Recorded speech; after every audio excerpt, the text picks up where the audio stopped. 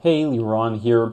If you're running into trouble in your watercolor processes, but you can't quite point to what your problem is, I want to share with you this complete process, but I cut out select parts. This was actually something I demonstrated in the Watercolor Breakthrough Club, and I'm sharing with you a few moments from this painting process, painted over multiple sessions. So I had a vision for this scene, but honestly, in a way, once I start painting, that vision goes out the door, and I'm not sure always like what I'll paint and how I'll paint it. I have a sketch, loose sketch relatively speaking, and then I just go for it. So I'm starting with the blue sky here, but you'll notice something fascinating happening in a second, and I did add a bit of white to it. White gouache, white watercolor, doesn't matter as long as it's opaque, to make the blue a little more interesting and kind of off blue in a way. Now check it out. I'm adding John Brilliant or any like titanium white could work for this. Just opaque gouache. And look at the beautiful contrast between the blue and this kind of a pink peachy color. I had no idea this is how I'm going to paint it, but when I looked at those building walls, I thought to myself, wouldn't it be interesting to use this color? And so I use it wet and wet. And I see a couple of areas that are very strong warm, so I'm placing in a bit of orange. A lot of the time, this is how my first washes look, especially if I'm covering the entire paper. If I'm just painting a small detail, fine. If I'm starting from a small spot, that's great. But very often my processes are like this. The first layer is something to set the tone, set the temperature, set the basic values. And I kind of let it carry me. So the rest of this wash is a combination of yellows and warms, but check it out. Look at the tree. The tree in the shadow gets to be put there immediately. And because we've been using opaque paint, here's a pleasant surprise. The black creates this interesting texture. This black is, to begin with, has a bit of an interesting texture and how it spreads out. But then when you place it next to opaque paint, even more. So these are the kinds of things you kind of discover as you paint. The problem most beginners have is they are so like horse blinds. This is what I think I want to paint. This is how I think I'm going to paint it. And they fail to notice what's going on paper when watercolor gives you gifts all the time and it simplifies things for you. And it's like, yeah, here's a section, I kind of painted it for you, you know. And that's something we often fail to see. Now, I also fail to see something here, which is a step I'm going to do later. I could have done earlier, like right now, and darken a bunch of areas, but that's fine. So let's zoom in on this van. I'll show you a bit of how I paint that.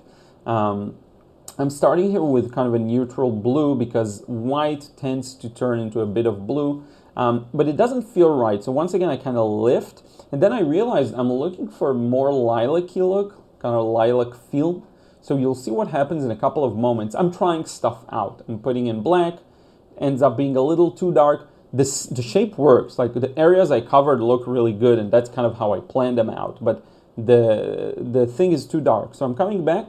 Same thing. I added to this blue a bit of that same white just to make it a little more interesting to the eye. This is something I've been, if you notice, really enjoying doing. I just love the look of it and the look of light paint melting into dark paint. It feels so good seeing these kind of veins of the texture. And then I continue with some darks, and look at that, the bottom section of the van, it goes warm. It faces down to the ground, the street. So that's where I warm things up a bit, right? And then there's a whole bit of adding darks. I'm going to add the tires later on, but we skipped that. I'm not showing the entire process. It's kind of a club exclusive. If you want to be a part of the club, all you can do is visit the link below and you can join. This was painted over multiple sessions, and I showed the whole thing, like really the entire thing from start to finish, except for the part that I'll show you later that I'm sharing with you. Okay. Now I did kind of blurred out the chat to the bottom right corner. That's the chat. I don't know. It's the club talk, so I try to keep it for now limited. But in any case, yes, just a time lapse through a bunch of areas that I fill in with shadows, with anything that I see that looks darker. But I do want to show you how I turned this car from a gray to a color. Did you notice how it started gray? And you can glaze on top of a gray colorful colors.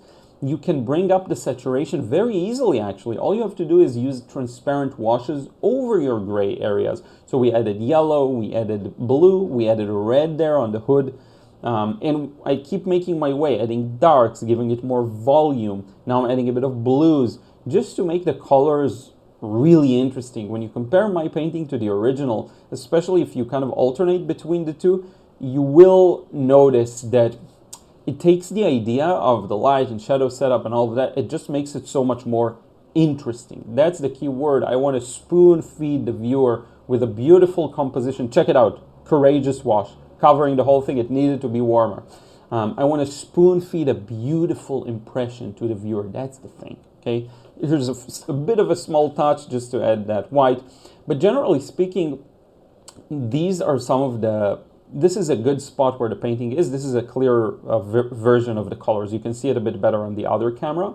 And from this point on is what I painted in my free time off camera. Okay, so far it was the demo for the club, and now I painted freely. So I'll show you just snippets of the... I'm not going to share the whole thing, but I continue adding darks wherever I see them. So I always look, okay, where's the next area I want to darken? And I darken that. And then I take breaks and I look at the whole thing. Does the whole thing make sense? Look at this touch of red. It's going to add so much dynamic feel to it. This is something missing, right? Maybe I messed up and I need to bring back lights. So I'm bringing back... This isn't a mess up. This was on purpose. I wanted to bring back the lights afterwards. But you'll see just yellow over the black. And then I'm going to go back with some black also to darken the shadowy side. But the whole process is it's almost like a slow burn. If you watch a TV show that's a slow burn, it very slowly, step by step, structures the whole thing so that the end result is super satisfying. And that's what I hope to do with all of my paintings pretty much. Right now the colors you're seeing aren't super accurate. I don't know why my camera makes oranges a little red. My scanner does the same thing, but later when you see the final scan, you'll see how it works. Look at the curb, the sidewalk, step by step. Highlights, shadows, highlights, shadows, color adjustments, the whole thing. That's how you structure a painting in a way that's interesting. You start with whatever your vision gives you, and you may be at a point where you're not as experienced, and that's fine. You work with what you have. You can't make stuff up, really. You can make stuff up, but you can't make stuff that aren't in your brain. You work with what you have, and then you react to it. Look at this. The windows there, they should have been much lighter. I add some lights to them. What this does is it expands the value scale. It adds more to the lights. And that is a very satisfying thing to see and to look at, because our eyes are accustomed to a full scale of values. Everywhere you look, almost, unless you're in a dark room or in a cave or it's night, even if it's night, you're used to seeing the entire gamut of values. Lights, mids, darks. Even at night, you have some lights. You have some lights, street lamps, whatever, fireplace, whatever it is. So we're adding both, and we're using both to kind of complement each other. Look at this beautiful highlight that was missing with the cast shadow by the plants, It's perfectly fine to bring these things back. The earlier and closer you are to the beginning of a process, the less clarity you might have, indeed. So if you find yourself looking at a blank piece of paper, that's fine. Fill it up. Start with something. If you have a sketch, great. If you prefer no sketch, like I often do, also great. Fill it up with something, and here's the key, where everyone gets it wrong. Instead of being frustrated by what you're seeing, it's not your vision, it's not how you envisioned it, just understand there's a reason there's a gap. You're here at the start line. You're not at the finish line. Your job is to bring it from this to that. And how does that happen? Gradually, over time, over a multitude of steps. That's where everyone gets it wrong. Everyone is they give up. Why are you giving up? Your painting is not finished. Work at it. Add more details. Remove more details. Fix up the shapes. Sometimes shapes are off. All of these things. The next time you find yourself kind of struggling, put something on paper, and then, magic trick. Instead of being frustrated that it's far from what you want, look at it. See what it tells you to do. Let it guide you.